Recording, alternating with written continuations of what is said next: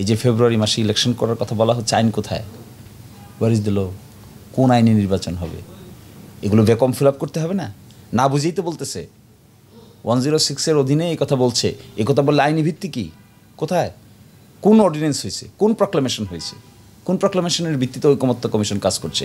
কোথায় ইউনূস সাহেব কাজ করছে? এগুলো না বুঝে যে একটা পার্লামেন্ট নির্বাচনের কথা বলছে, তাতে এমন হবে এক সময় এই সকল নির্বাচন প্রক্রিয়া পুরাটাই অবৈধ হবে। আমরা যেটা বলেছিলাম যে একটা বিশেষ সাংবিধানিক আদেশ জারি করা যেতে পারে, জারি করে ঐকমত্য কমিশন যেগুলোতে এগ্রি করেছে এগুলোকে একটা আইনি ভিত্তি দিয়ে কথা বলতে হবে যে এই বিষয়গুলো সংবিধানের অন্যান্য অনুচ্ছেদের উপর প্রাধান্য পাবে। এই কথা বলে এর ভিত্তিতে ফেব্রুয়ারিতে নির্বাচন হবে, নির্বাচনের পরে পার্লামেন্ট গঠিত হবে, পার্লামেন্ট গঠিত হওয়ার পরে এই প্রভিনশিয়াল কনস্টিটিউশনাল অর্ডারটাকে অ্যাকসেপ্ট করা হবে, তারপর একটা গণভোট হবে, একইভাবে এই ভ্যাকুয়ামটাকে ফুলফিল করা হবে। এই প্রেক্ষাপটে আজকে অনেক আলোচনা হয়েছে, পক্ষে বিপক্ষে অনেক মতামত এসেছে। আমরা কিন্তু শেষ পর্যন্ত যত না বেশি দলীয় স্বার্থের পক্ষে, তার চাইতে বেশি জাতীয় স্বার্থের পক্ষে। আমরা এটা চাই না যে আমাদের কোনো অবস্থানের কারণে কনসেনসাস কমিশনের এই আলোচনাটা একমত না হয়ে ভেঙে যাক, এটা আমরা চাই না। এতে যদি আমাদের যে পরিমাণ ছাড় দিতে হবে আমরা ছাড় দিব, তাতে অসুবিধা নাই, কিন্তু অন্যরাও ছাড় দিতে হবে। এককভাবে ছাড় দিয়ে তো সমস্যার সমাধান করা যাবে না। এই ক্ষেত্রে আমাদের এক্সপেকটেশন থাকবে, বিএনপি মনে করে তাদের এখানে বড় স্টেক আছে, যদি স্টেক থাকে তাহলে তারা অগ্রগণ্য হিসেবে লিডারশিপের ভূমিকা পালন করে না কেন? এটা আমাদের কাছে একটা মিস্টেরিয়াস ব্যাপার। আমরা আজকেও বলেছি, যদি আপনারা মনে করেন যে এই পরিস্থিতির সবচেয়ে বেশি বেনিফিশিয়ারি আপনারা, তাহলে আপনাদের অগ্রগণ্য হয়ে ভূমিকা রাখতে হবে। পিছনে পিছনে ভূমিকা রাখলে তো কাজ হবে না, লিডারশিপ দিতে হবে।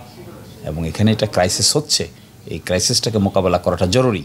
এইটাকে বাইপাস করে যদি ফেব্রুয়ারিতে নির্বাচন এই কথা বলেন, তাহলে বোঝা যাবে এখানে একটা ভিন্ন পারপাস আছে। আর যদি এটাকে ইনক্লুড করে ফেব্রুয়ারি নির্বাচনের কথা বলেন, তাহলে ধরে নেওয়া হবে একটা পলিটিক্যাল গুডউইল আছে। এই আর্গুমেন্ট করেছি আজকে আমরা। ঐক্যমত্য হয়েছে, এখন প্রশ্ন এসে দাঁড়িয়েছে বাস্তবায়ন। ঐক্যমত করার পরেই তো একটা চার্টার ঘোষণা করেছে, চার্টারটা সব পলিটিক্যাল পার্টিকে দিয়েছে স্বাক্ষর করার জন্য। একটা জায়গায় গিয়ে ঠেকছে যে স্বাক্ষর করার আগে সবাই জানতে চাচ্ছে এটা বাস্তবায়ন হবে কি করে। আজকে মিটিং ছিল এই বাস্তবায়ন প্রক্রিয়া নিয়ে। কমিশন 6টা বাস্তবায়ন তরিকা দিয়েছে, 6টার যে কোনো একটার কথা বলছে।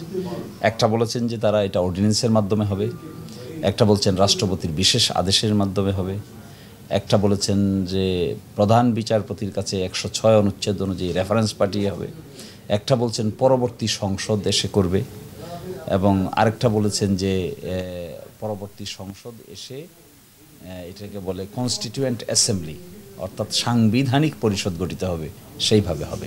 এই অপশনগুলো নিয়ে আজকে আলোচিত হয়েছে। আমরা জুলাই সনদ আইনি ভিত্তি চাই, আমরা ফেব্রুয়ারিতে নির্বাচন, আজকে বলেছি আমরা ফেব্রুয়ারির আগে নির্বাচন হলেও আমাদের কোনো আপত্তি নেই, কিন্তু এই জুলাই সনদকে পাশ কাটিয়ে নয়, জুলাই সনদকে সাথে নিয়ে নির্বাচন চাই। পিআরের ব্যাপারে তো ঐকমত্য কমিশন প্রপোজাল দিয়েছিল যে উচ্চকক্ষ হবে একটা, নিম্নকক্ষ হবে একটা। উচ্চকক্ষ হবে পিআর, নিম্নকক্ষ হবে আগের মতোই। এই ব্যাপারে পক্ষে বিপক্ষে মতামত আছে, আমরা ডিসেন্টিং দিয়েছিলাম। এই বিষয়টা এখনও ম্যাচিওর হয় নাই। একটা জিনিস আমাদেরকে খুব সারপ্রাইজ করে, পার্সোনালি আমার কাছে খুব সারপ্রাইজ করে, যে বিএনপি যে পলিটিক্যাল পার্টি, তারা কেন এই সময়ের আইনি ভিত্তি দিতে চায় না।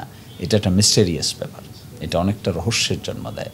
এই আইনি ভিত্তি দিলে তাদের লাভ না লোকসান, ভালো না খারাপ, এই ক্যালকুলেশনে কোথাও না কোথাও একটা ভুল করছে। এই ভুলটা তাদের ভাঙা উচিত যদি বেনিফিট পেতে চায় সকলকে সম্মিলিতভাবে। আর যদি এটাকে না করে গো ধরে থাকে, তাহলে কিন্তু that would be disastrous consequences. আমাদের মতামত যেগুলোতে আমরা স্ট্রিক্ট করেছি ন্যাশনাল ইন্টারেস্টের কারণে, আমরা তো ছাড় দেওয়ারই পক্ষে সবসময়। না, বিএনপির সংসদে যে যদি এটা করে তাহলে জামাতের আপত্তি কেন? কেন করবে এটা সংসদে গিয়ে? সংসদে গিয়ে করার আর্গুমেন্ট কি? সংসদ নির্বাচন আরও ইন্টারেস্টিং প্রশ্ন। এই যে ফেব্রুয়ারি মাসে ইলেকশন করার কথা বলা হচ্ছে, আইন কোথায়? Where is the law? কোন আইনে নির্বাচন হবে? এগুলো ভ্যাকুয়াম ফিল আপ করতে হবে না? না বুঝেই তো বলতেছে 106-এর অধীনে এই কথা বলছে। এই কথা বললে আইনি ভিত্তি কী? কোথায়? কোন অর্ডিন্যান্স হয়েছে? কোন প্রক্লামেশন হয়েছে? কোন প্রক্লামেশনের ভিত্তিতে ঐকমত্য কমিশন কাজ করছে? কোথায় ইউনূস সাহেব কাজ করছে? এগুলো না বুঝে যে একটা পার্লামেন্ট নির্বাচনের কথা বলছে, তাতে এমন হবে এক সময় এই সকল নির্বাচন প্রক্রিয়া পুরাটাই অবৈধ হবে।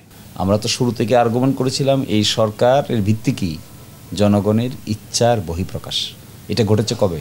5 তারিখে। 6 তারিখে কি হলো? সরকার নাই। 7 তারিখে কি? সরকার নাই। 8 তারিখে সন্ধ্যাবেলায় সরকার হলো। এই সময় দেশ কীভাবে চলেছে? কার ইচ্ছায়? কার ইচ্ছায় ইউনূস আসলো? কার ইচ্ছায় সরকার গঠিত হলো? কোন সেই সংবিধান? কোন সংবিধানে লেখা আছে এটা অন্তর্বর্তীকালীন সরকার হবে? এই আর্গুমেন্ট করতে পারছে না তারা। করতে না পারাটাকে আমি মনে করি একটা ইন্টেলেকচুয়াল ইনক্যাপাসিটি। এগুলোতে যদি ভালো লেখাপড়া জানা লোকের নেতৃত্বে এগুলো সলিউশন না করা হয় তাহলে সারা জীবনেই ইতিহাস এবং আইনি জুরিসপ্রুডেন্সের কাছে দায়বদ্ধ থাকতে হবে।